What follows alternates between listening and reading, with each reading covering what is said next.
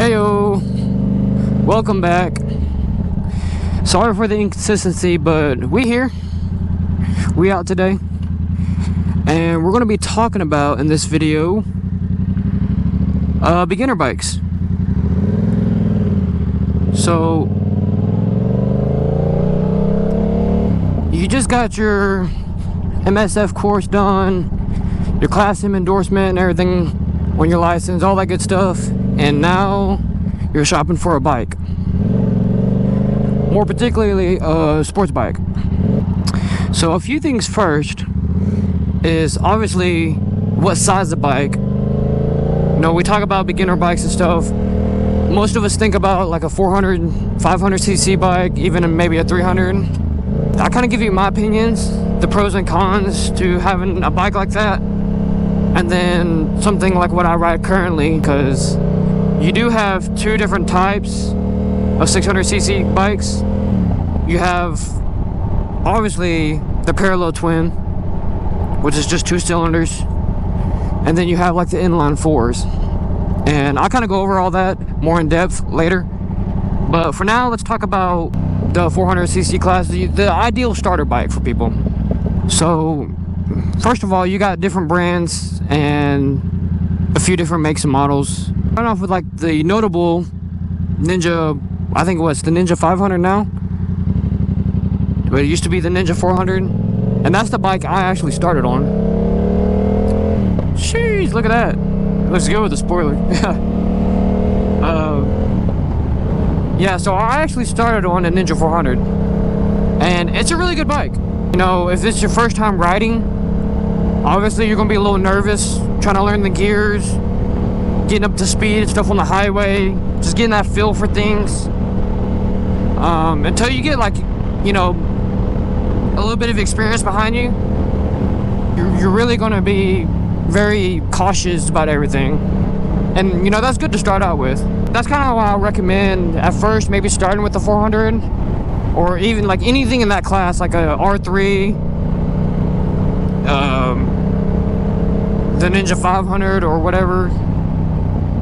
And then I think, don't quote me on this, I'm not sure if there's anything else. There's a CF Moto that makes like a 300 class, 400 class CC or whatever. So you do have a few different options when it comes to getting something on the smaller spectrum, or smaller side of the spectrum. Now, some of the cons I would say about having a small bike like that is I feel like you grow out of it pretty fast. And that's me, you know, this is just my opinion. Maybe take it from some other people, and for those of you that still rock a 400 and you're riding, you know, 2+, 3+ years, comment down below. You know, let me know what you think. If it's worth upgrading, you know, have you been thinking about upgrading to a bigger bike? Or are you pretty set on just, you know, rocking the 400 for a while? And then obviously, most people look at too is the budget. You know, budget friendly bikes and stuff is usually going to be your 400, 500cc bikes, you know, in the lower end. Roughly around $5,000 to $8,000, give or take. One more thing about the 400cc class is taking it on the highway. It does pretty decent, but I feel like it's almost at its ceiling, you know? Like it's pretty limited. Like, one thing I do remember around the time I did have my 400 was doing 65 or so on the loop. I was in 6th gear at like 7,000 RPMs. And I still felt like it was screaming. So, like, if I had to overtake somebody, or, you know, make a quick adjustment, and you need that little extra boost, I felt like it's really hard on a, you know, lower CC class to do that. Now, moving up into the 600cc class, like I mentioned before, there is two different categories to this, I feel like. So, starting off with what I currently ride as an R7 is a 689cc parallel twin, which is very common amongst this style of bike as a parallel twin or so. Now, obviously, you have the higher end bikes, which is the Inline 4, and they produce more power.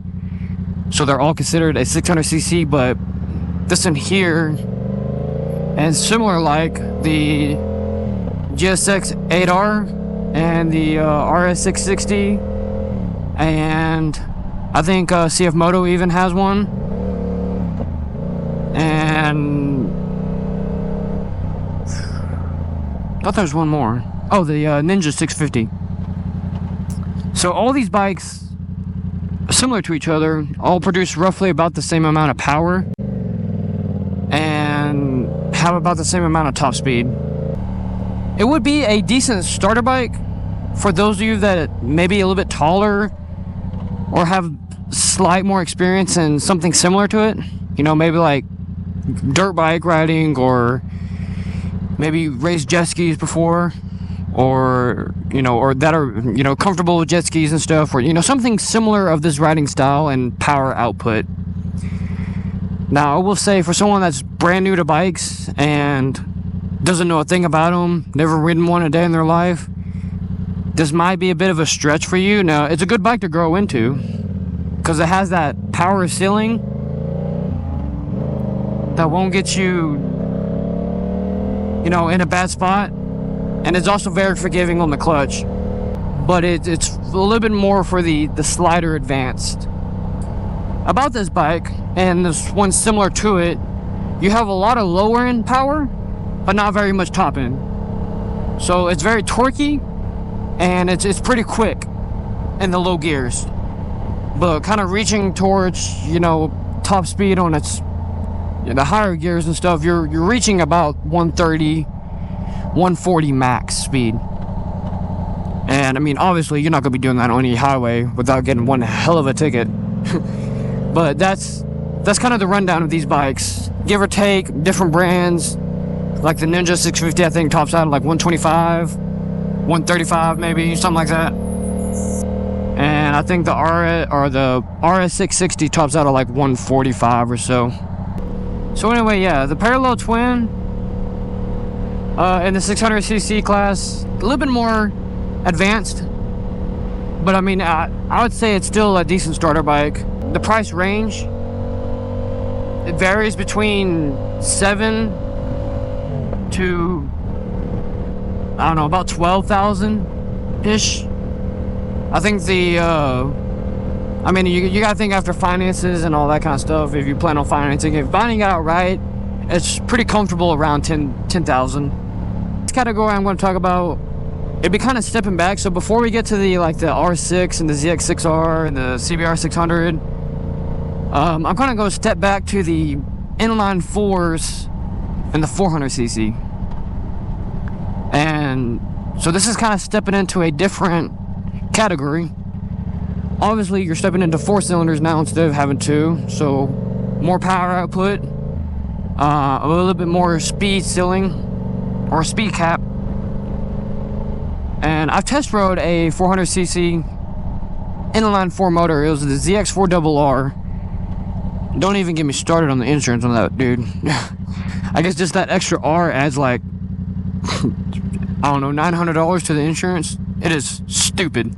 But off the throttle from a start, it's not very torquey, but I mean, it will go. It will accelerate a little hard. Harder than the parallel twins, but not as hard as like your 600 parallel twins, if you know what I mean. The mile per hour cap on it, or the speed cap, is roughly around 150, but it doesn't get there like very fast. From some of the reviews I've seen, it takes like a minute to get there, like when you're in 6th gear, but like it just keeps going. Like you're progressively climbing to that mile per hour, but it's not going to like reach it like super fast like a, you know, leader bike would or something. Now, stepping into the 600cc inline 4 class, which means you have 4 cylinders on the motor instead of 2. Typically comes with a lot more upgrades and features than what, you know, your other bikes come with. So for starters, obviously you have more power and you have more speed But for a beginner bike, that's pretty far off your spectrum, because I mean that may be the cap. If you start on like a inline 4 600cc, like a ZX6 or an R6, I mean, you'd have to find a used R6 because they don't manufacture them no more. That's what this bike here replaced. But a CBR 600, I'm not sure that a GSX 750 or a 600 or Jester, what we call them. So all those bikes there, your inline 4s. Now, I love the sound of an inline 4. I've certainly been thinking about getting them, but it's something to maybe upgrade into after you've had a different bike for a minute. And I would definitely recommend doing your research for one, but for two, test riding some bikes after you get your class M endorsement and stuff. See what you're comfortable with. Maybe just throw a leg over it, see how it feels, all that good stuff. But definitely like an R6 or a ZX6R is something to upgrade to, not really start on. A lot of power output, and if you're not very experienced, it could put you in a bad spot quick. So as you get more comfortable on a bike, you'll learn what you're comfortable with, and you'll figure out kind of your flow as you go, what you like, what you don't like, all that good stuff. So once again, kind of going back over everything, obviously budget is going to play a big factor in what kind of bike you get. How much money do you have to put down, what kind of credit score you got, all that stuff plays a role into what you can afford and what you're comfortable with. Your 400cc class averages between 4,000 to 7,000 depending on what you get. That's not including the inline 4 cylinders, it's parallel twin. And then stepping up to the inline 4 cylinders, like the ZX4RR or ZX4R. And I'm not sure if there's any other brands or companies that's made an inline 4 bike that's a 400cc. If so, comment down below, let me know. I would love to research it, figure out the specs. But those bikes are typically going to run you around 10K, 9 to 10,000. And then going from there to the 600 parallel twins ranges between 7 to 11,000 comfortably. I mean, mostly just around the 10,000 mark. Kind of expect to spend about that much, and that is sticker price. So after finances, once again, all these bikes after finances, you're looking at like maybe $2,000 to $3,000 extra if you're looking to finance. And then stepping up to your inline 4 600cc, you're looking around 12,000, 13,000. Once again, just depending on the bike. I have done a review over a couple of the bikes, like a ZX6R and then the GSX 8R. So one from Suzuki, one from Kawasaki. I'm a Kawasaki fanboy. I do love Kawasaki. Although Yamaha has grown a very soft spot in my heart. I love the R7. It's turned out to be a really, really good bike. But I mean, I just love the way a Kawasaki sounds, and from when I started on a jet ski and stuff, it was all Kawasaki. So pretty young age, I started on Kawasaki. So thank y'all so much for watching. If you enjoyed the video and found it helpful, drop a thumbs up down below and hit that subscribe button so you never miss out. Until next time, guys, peace.